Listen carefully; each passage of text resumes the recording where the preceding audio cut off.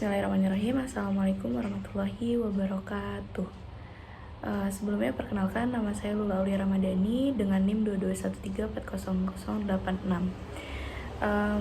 Program studi bimbingan konseling Fakultas Dakwah.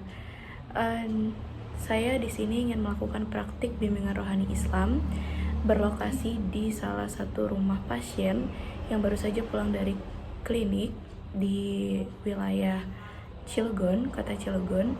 Baik, di video kali ini saya ingin mempraktikkan bimbingan rohani Islam dengan tujuan untuk memberikan ketenangan hati dan pikiran kepada pasien yang sedang menghadapi sakit, terus juga untuk menguatkan keyakinan kepada takdir dan kasih sayang Allah Subhanahu wa taala, lalu mengajak pasien untuk tetap berpikir positif, bersyukur dan berprasangka baik kepada Allah Subhanahu wa taala.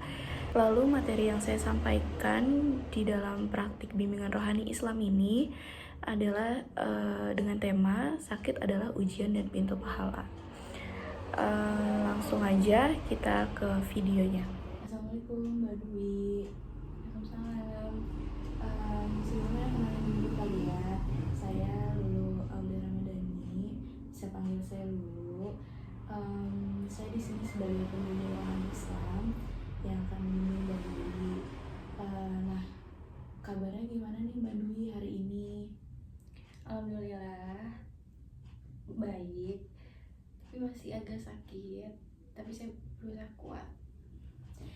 Iya, alhamdulillah ya Mbak Dwi. Tapi insya Allah setiap sakit itu kan ada hikmahnya ya. Setiap ujian pasti ada hikmahnya. Mbak Dwi pernah dengar Quran surat Ar-Rahman ayat 28 belum sebelumnya? Belum. Kalau belum, mungkin saya bacain sedikit ya. Bismillahirrahmanirrahim. Ala bidzikrillahi tatmainnul qulub. Nah, ayat itu tuh artinya adalah ingatlah hanya dengan menyebut nama Allah hati menjadi tenang.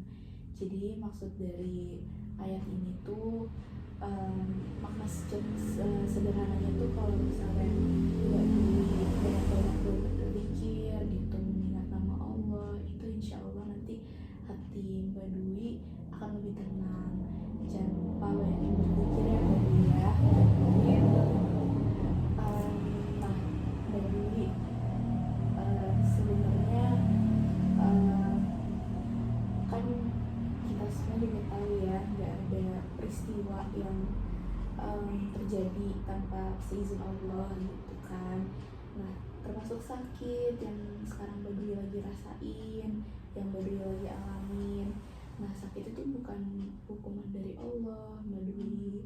Jadi bukan karena Allah nggak sayang, bukan karena Allah ngasih hukuman ke Mbak Dwi makanya Mbak Dwi dikasih sakit kayak sekarang ini. Justru sebaliknya, sakit ini tuh merupakan bukti cinta dari Allah dan bentuk ujian. Selain itu juga sakit ini bisa jadi pintu pahala yang begitu besar gitu buat Mbak Dwi. Soalnya seperti hadis Rasulullah SAW yang artinya itu tidaklah seorang muslim tertimpa suatu penyakit atau keletihan, kecemasan, kesedihan, gangguan, bukan bahkan duri yang menusuknya, kecuali Allah akan menghapus dosa-dosa karenanya. Itu hadis riwayat dari Bukhari dan Muslim. Nah, bayangkan Mbak Dwi, bahkan duri yang sekecil itu aja yang menusuk tubuh kita tuh bisa jadi penghapus dosa gitu, apalagi sakit yang berat seperti ini. Terus setiap rasa sakit yang Mbak Dwi rasain itu, setiap hembusan nafas Mbak Dwi, setiap air mata yang Mbak Dwi keluarin, setiap lelah yang Mbak Dwi alami itu semuanya gak akan sia-sia Mbak Dwi di mata Allah Subhanahu wa taala. Semua itu pasti dicatat sebagai ibadah dan pahala yang besar. Nah, selain itu juga kan sakit itu bisa jadi mengangkat derajat Mbak Dwi gitu, biar bisa jadi lebih tinggi di jalan Allah. Kalau saya boleh tanya sedikit Mbak Dwi, kalau boleh tahu gimana sih perasaan Mbak Dwi hari ini? Iya, saya rasain sekarang itu khawatir, kemudian juga tidak tenang, tapi saya berusaha yakin dan tenang kalau memang saya pasti sembuh gitu. Allah nggak mungkin ngasih cobaan di luar batas kemampuan hambanya. Betul Mbak Dewi, karena seperti kisah Nabi kita semua itu Nabi Ayub alaihissalam ya kan, dahulu beliau juga kan terkena penyakit yang sangat parah, tapi atas kehendak Allah, atas izin Allah beliau bisa sembuh kembali sehat seperti sedia kala, dan beliau sangat sabar menghadapi ujian itu dan juga berusaha yakin akan sembuh, dan gak menutup kemungkinan Mbak Dwi juga akan sembuh nantinya. Amin. Mbak Dwi masih bisa melafalkan zikir kan ya? Bisa.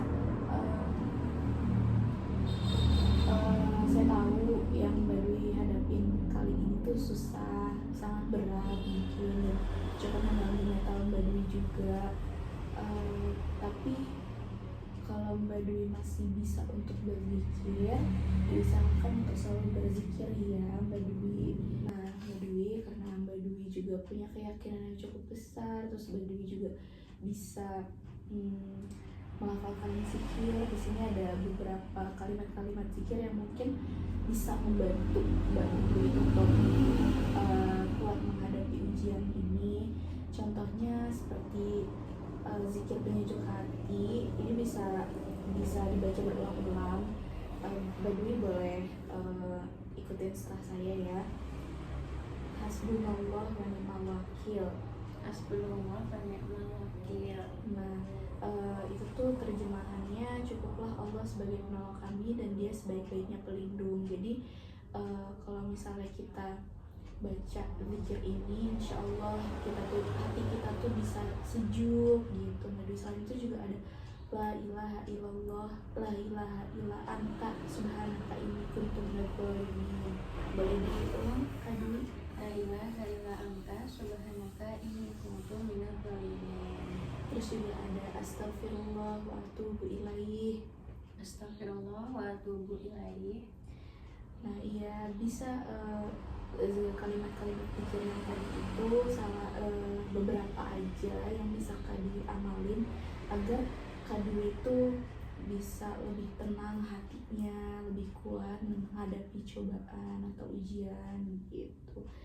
Terus juga bisa baca kalimat la ilaha illallah selama 33 kali atau semampunya Mbak Dwi aja nggak apa-apa.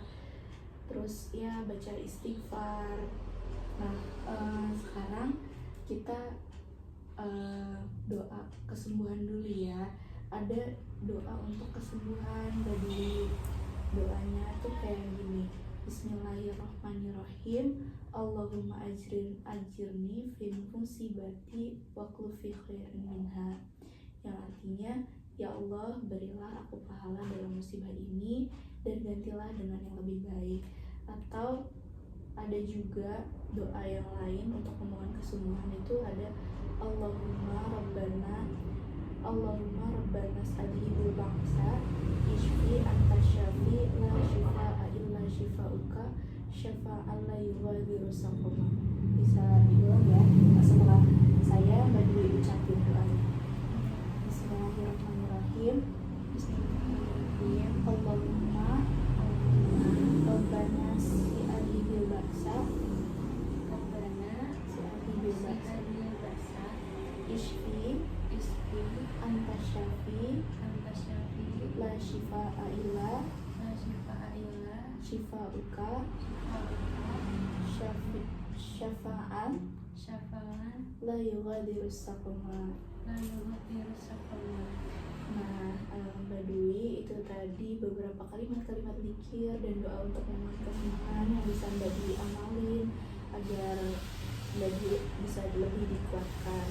Mbak Dwi juga jangan menyerah, terus berdoa sama Allah, terus berprasangka baik kepada Allah, terus memohon, karena doa-doa orang yang sedang diuji atau sedang sakit itu sangat dekat dengan Allah. Jadi jangan takut untuk berdoa, jangan capek, jangan lelah untuk memohon kepada Allah, karena Allah adalah sebaik-baiknya tempat untuk kita memohon segala sesuatu.